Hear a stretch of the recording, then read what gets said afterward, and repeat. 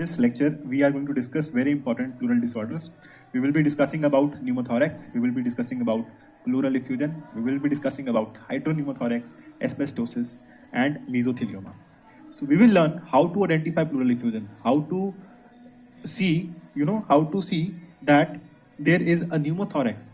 What are the signs that you need to know on the ultrasound? ठीक है, तो शुरू करते हैं.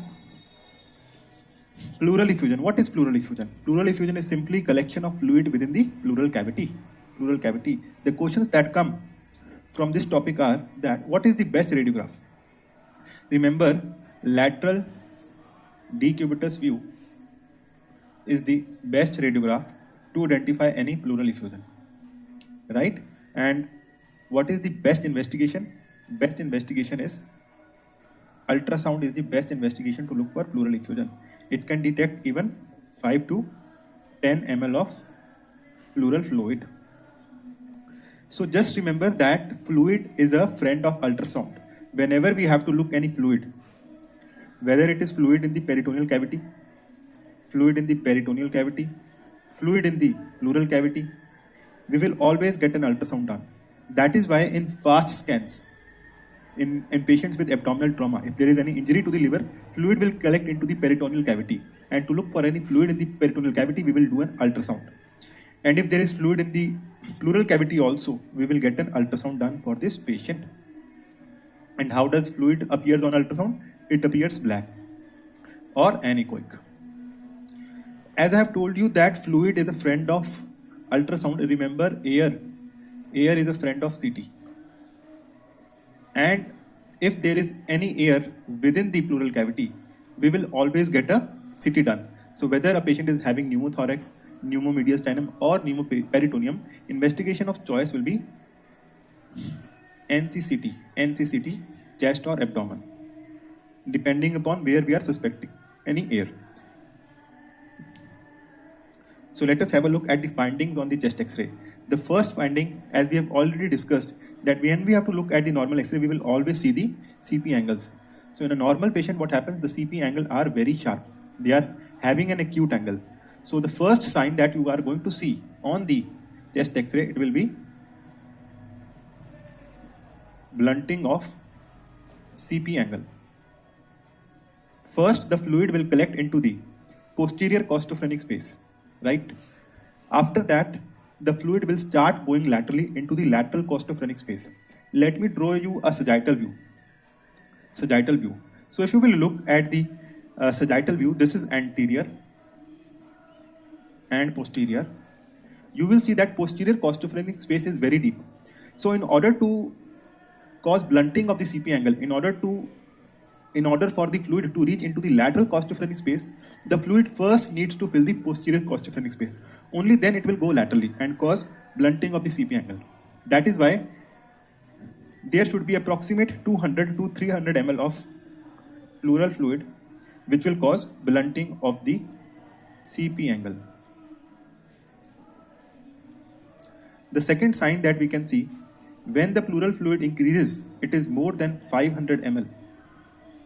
You will see a radio opacity in the left. If it is on the left side, you will see a radio opacity on the left lower part of the chest, and this radio opacity will form a meniscus.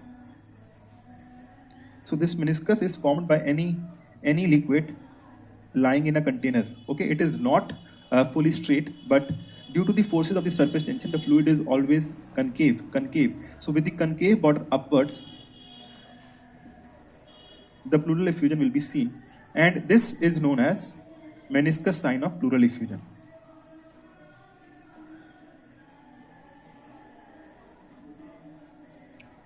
We have understood that the first sign is blunting of the CP angle, the second sign is meniscus sign. Talking about the ultrasound findings of pleural effusion. Ultrasound, I told you that pleural effusion will appear anechoic. And if I keep my probe here, in the coronal section, in the coronal plane, and what we will see in patient with pleural effusion, in the coronal plane, on the right mid-axillary line, I am keeping my probe. So what we will see, this is the inferior part, this is the superior part. Here you are going to see the liver, and just above the liver in a normal patient, here should be, this part should be the lungs. But this is a patient of pleural effusion. Why? Because we are seeing anechoic fluid collection here. So normally this part is not black. This part is not black. Here you are going to see the lungs, but lungs is not visible. I am going to show you how does a normal lung looks like on ultrasound. But here just see that there is black fluid in the pleural cavity. This is the superior part, this is the inferior part. So superior to the liver will be your lungs and the pleural cavity. And here we are seeing pleural effusion. And also in the coronal plane, you will also see the ribs. So this is your you will also see the ribs and the thoracic spine. This is your thoracic spine which is seen here, and this is also known as spine sign of ultrasound. So when you are keeping the probe in the coronal plane on right side or left side, wherever there is pleural effusion, you will be able to see the ribs. You will be able to see the spine also and ribs also. Okay? And when spine is seen, then you will call it as a case of pleural effusion. And when this pleural effusion increases, it is going to cause obscuration of the entire lung, and that is known as opaque hemithorax. Opaque hemithorax. When the pleural effusion is so much that it is covering your entire lung, that is known as opaque hemithorax, and the lung appears completely white out. So this is also known as white out lung. So as far as white out lung is concerned, you should know three important differentials. So white out lung can present with, or opaque hemithorax can present with, ipsilateral mediastinal shift. It can present with contralateral mediastinal shift, and it can present with no mediastinal shift. So you should know how to differentiate whether there is any mediastinal shift in the patient or not, and you should know what are the conditions in which you are going to see white out lung with ipsilateral mediastinal shift, white out lung with contralateral mediastinal shift. So let us see. In the first case, we can see that there is opaque hemithorax on the right side, and this opaque hemithorax on the right side, it is causing ipsilateral shift of the trachea. This is your trachea. The trachea is shifted to the ipsilateral side, and just write it down in your notes. This ipsilateral mediastinal shift, it is seen in patients with collapse of the lung. Remember, we discussed the collapse. In collapse, what is happening? Your collapsed part of the lung, it is pushing the mediastinum towards itself. That is why you are seeing that in collapse, the trachea will be shifted to the ipsilateral side. In patients with pneumonectomy, in which part of the lung is removed, you will see that the trachea will be shifted to the ipsilateral side. Third is pulmonary hypoplasia, and fourth is pulmonary aplasia. Right? Now talking about the second condition. In this case, what is happening? If you look, there is white out lung seen on the left side, and if you look at the trachea has been shifted to the contralateral side. Right? Trachea has been shifted to the other side of the lung. Why? Because there is pleural effusion in this patient. So what are the other conditions where you are going to see contralateral shift of the mediastinum with white out lung? You can see it in diaphragmatic hernia. You can see it in a case of diaphragmatic rupture, and you can also see it in a case of large pulmonary mass. Large pulmonary mass will also shift the mediastinum towards the opposite side. Now talking about a condition in which there will be no mediastinal shift. So remember, in patients with consolidation, there will be no mediastinal shift. No mediastinal shift. If there is a chest wall mass, like your Ewing's sarcoma, so chest wall mass is not going to disturb the mediastinum, right? It is lying outside the lung, it is lying outside the pleural cavity, it is not going to disturb your mediastinum. That is why a chest wall mass, large chest wall mass, will not shift the mediastinum. So these are the two important conditions that you should remember that are not going to cause any mediastinal shift. Now, till now we were discussing that pleural effusion, the X-ray was taken in erect position. The X-ray was taken in erect position, and that is your PA view. For example, there is some ICU patient.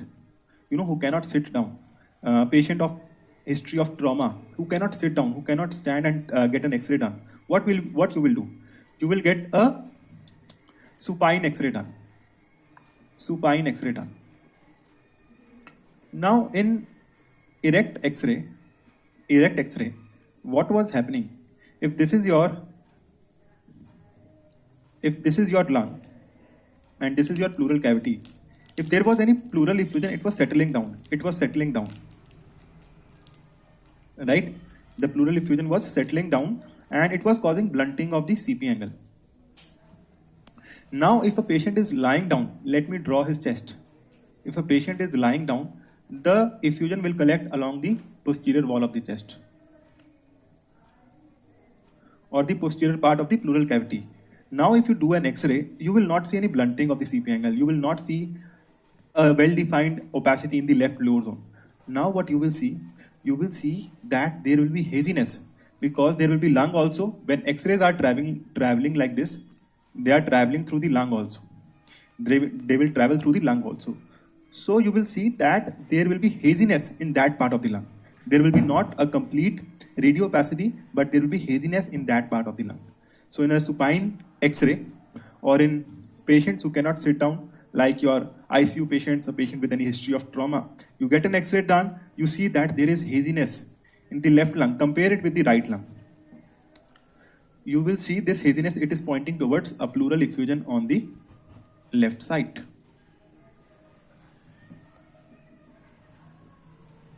So we are clear with the findings of pleural effusion in supine X-ray.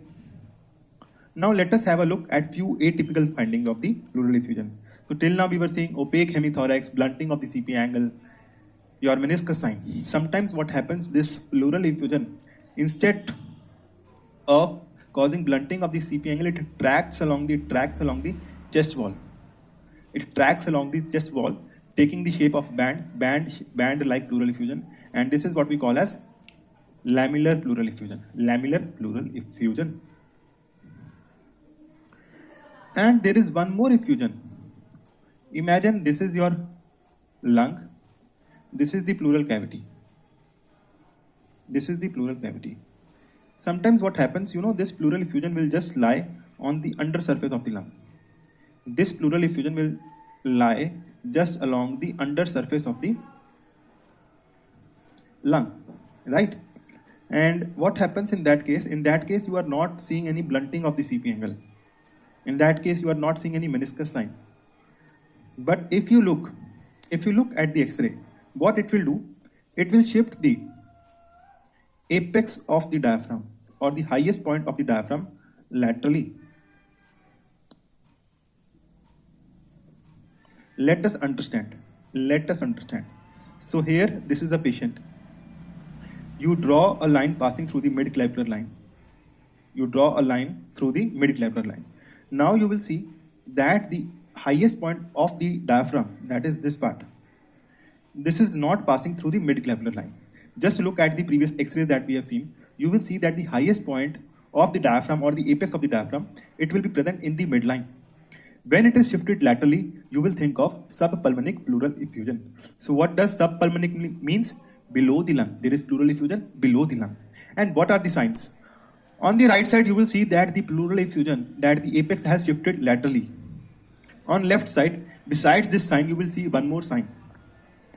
The distance between the diaphragm and the funding bubble. Normally, this is less than 1 centimeter.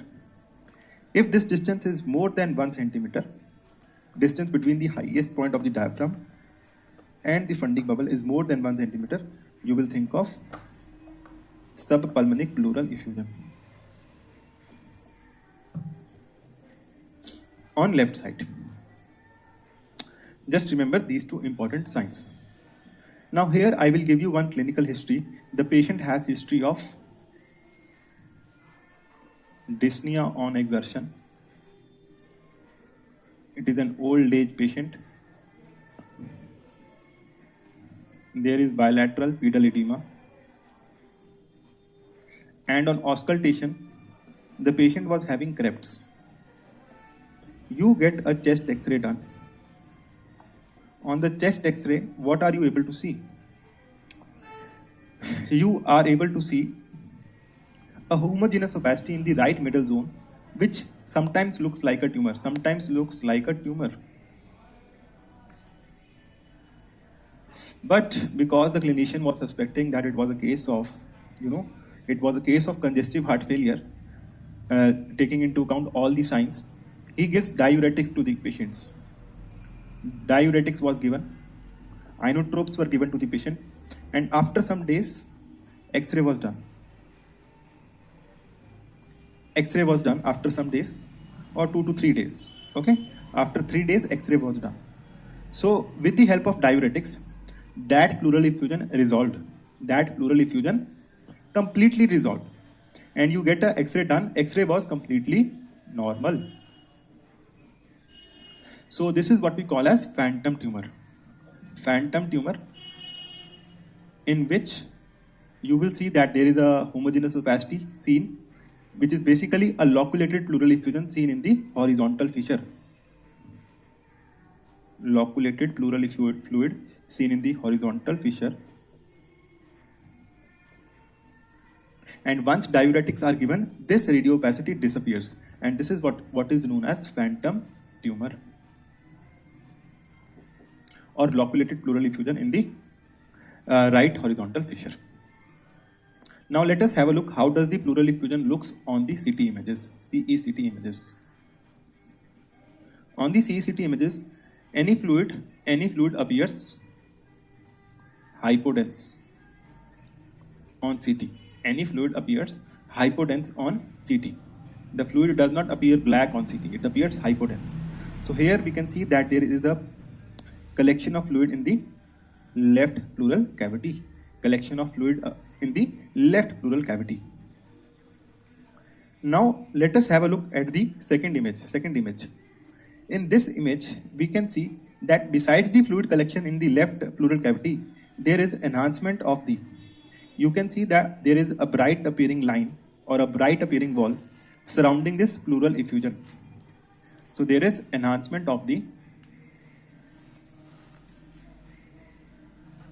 parietal and visceral pleura. Parietal and visceral pleura. This is seen in a patient when the pleural effusion gets infected, which is known as empyema. Right? When the pleural fluid gets infected, you will see that the parietal and visceral pleura, it will show enhancement, and this sign is also known as split pleura sign. Split pleura sign, it is seen in patients with empyema. Remember, this is a very important sign. Now coming to another very important pathology, that is pneumothorax. It means that there is collection of air in the pleural cavity. So how does air look? Air looks black on X-ray. What happens in a normal lung, which also appears black on the X-ray? But in a normal lung, there are vessels which are traversing through it, and these vessels appear as bronchovascular markings. Just see, these bronchovascular markings can be seen in a normal lung. Now if there is some another air collection in the pleural cavity, it will also appear black, but that black air will be devoid of any lung markings. So this is an important finding that you are going to see in patients with pneumothorax. Just look at this X-ray. The patient has history of breathlessness, and you get an X-ray done. You see that this part of the lung is radiolucent and it is devoid of lung markings. And one more thing that air is going to do in the pleural cavity, it is going to push the visceral pleura inside. And when the visceral pleura is pushed inside, it appears as a line. It appears as a line on the chest X-ray, which is known as visceral pleural line. So the two important findings that you are going to see on the chest X-ray in a patient with pneumothorax, it will be your visceral pleural line, and the second will be your radiolucent area that is devoid of lung markings. The other signs that you should know. Normally, the costophrenic space is not extending so deep, but when there is collection of air in the costophrenic space, it will extend deep into the it will cause deepening and widening of the costophrenic space. And this is known as deep sulcus sign of pneumothorax. So just remember, deep sulcus sign, when there is collection of air in the costophrenic space and the X-ray is taken in supine view, there is widening and deepening of the costophrenic space. That is known as deep sulcus sign of pneumothorax. Sometimes, besides pneumothorax, here in this X-ray, we can see that there is a radiolucent area. There is a visceral pleural line, which can be seen. So definitely there is some pneumothorax. But besides this, you can also see that there is collection of fluid also in the pleural cavity. So this condition is known as, when there is air as well as fluid in the pleural cavity, it is known as hydropneumothorax. So you will see the signs of the pneumothorax, plus you will see air fluid levels in a patient with hydropneumothorax. So sometimes what happens, the air starts getting into the pleural cavity, but there is no mechanism for the air to go out. In that case, the intrapleural pressure increases. It causes, this increased intrapleural pressure causes compression of the veins. And the compression of the veins results in decreased blood flow to the heart, and this results in cardiovascular collapse.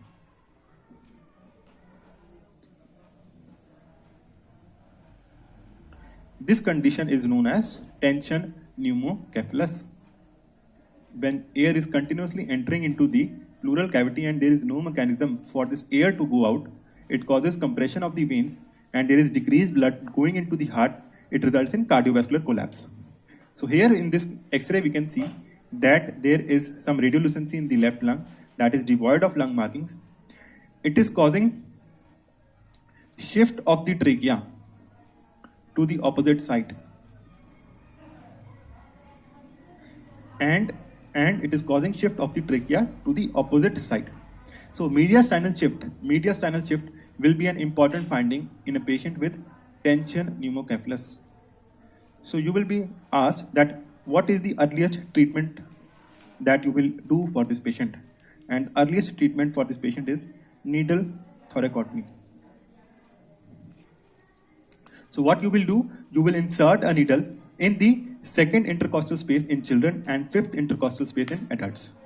In the adults, you will insert the needle in the mid-axillary line, fifth intercostal space. Whereas in children, you will insert the needle in the mid-clavicular line in the second intercostal space. So when you insert a needle, there will be a passage for the air to go outside the pleural cavity. And when the pressure of the outside or the atmospheric pressure is equivalent to the pressure inside the pleural cavity, till that time the air will start moving out and the patient will be relieved of the increased intrapleural pressure. Okay? Now let us have a look at the normal ultrasound findings of the lung. So there are few named signs also that we should know. In a normal patient, this is your chest wall. There is a pleural line. And when you are doing an ultrasound, the patient is also continuously breathing. And when there is breathing, when the patient is breathing, there is sliding of the pleura. So this is one of the findings of the normal lung. You will see sliding of the pleura. There will be some movement along the chest wall. And this is the pleural line. This is the pleural line that you are going to see. And besides this, if you are keeping the probe in the coronal plane, you will see that you will also see a part of the liver. Remember, I showed you in the X-ray or in the ultrasound of the pleural effusion that there was hypoechoic, anechoic fluid collection just superior to this, superior to the liver. But here we will see that there will be a visceral pleural line and there are multiple reverberation artifacts. These are horizontal lines seen in the normal lung. These are known as A lines. multiple horizontal lines will be seen in a normal lung. These are known as A lines, right? So here also, we can see one pleural line and multiple horizontal lines can be seen. These are known as A lines. And besides this, we can also see some dark shadows. Some dark shadows can be seen. So these dark shadows, these are caused by your ribs, right? Because the ribs are very dense, they are going to reflect all the waves which are coming from the ultrasound. When all the waves are reflected back, they are going to show acoustic shadowing as is shown by your gallbladder stones. Okay? So this was your rib, and this rib was sending all the waves back. That is why there was posterior acoustic shadowing. Okay? So when you apply this was your B mode ultrasound. When you go to the M mode of the ultrasound, what do you see? In the M mode, you will see that the chest wall, this is your chest wall, the chest wall appear like waves. The chest wall appear like waves. And the lung appears like sand. And this is known as seashore sign of the normal lung on M mode. Now we will look what will be the sign of the pneumothorax on ultrasound. On X-ray we discussed that we will see a radiolucent area that is devoid of lung markings, and also one more thing, just remember that in pneumothorax, X-ray is always taken in expiratory view. X-ray is always taken in the expiratory view. In M mode, you will see that a patient will pneumothorax, it will show multiple lines, which gives an appearance that is known as barcode sign. And in this patient, sliding of pleura will be absent. Other signs which you should know in patient with pneumothorax, that is your lung point sign. So lung point sign is the area of pneumothorax, and it is the area of interface between the normal lung and the pneumothorax area, right? So you just need to know the name of the sign. So here I told you that the horizontal lines were your A lines. So there are one more lines that are present in the lung. These are your B lines. So B lines are nothing. These are vertical lines which are coming from the pleural surface. Okay? So these lines, these are seen in patients with thickened interlobular septa. And thickened interlobular septa can be seen in patients with interstitial lung disease, and it can be seen in patients with congestive heart failure. Pleural plaque or calcification. So how will pleural plaque look? There will be areas of increased opacity will be seen on the lung. On the chest X-ray, you will see areas of increased opacity in bilateral lung parenchyma, and one of the margins of these radio opacities will be indistinct, which is known as indistinct margin sign.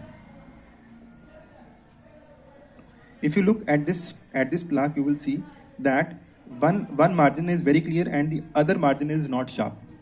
This is known as indistinct margin sign, which will be seen in pleural plaques. And sometimes these plaques can get calcified also. And what is the investigation of choice to look at these plaques? On chest X-ray, we can just suspect that plaques are there in the patient, but a CT will confirm it. So here in this patient, on the CT, we can see that there are few calcific deposits seen along the pleural surface.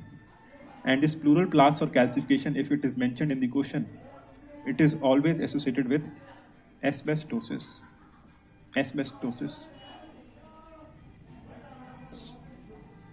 So which is the most common pleural tumor? Most common pleural tumor is metastasis. Most common primary malignant pleural tumor is your pleural mesothelioma. Right? So how does pleural mesothelioma looks like? you will see that there will be nodular thickening of the pleura, and along with that there can be associated pleural effusion in these patients. So pleural mesothelioma, it is seen in patients with asbestosis exposure, in patients with infection of simian virus, and in patients with ECMO use. So these are few conditions in which you can see that there is a nodular thickening of the pleura, and this is a case of mesothelioma. So guys, this was all about pleural disorders. I hope you are clear with the signs of the pneumothorax, which are very important, which you should know as a doctor also.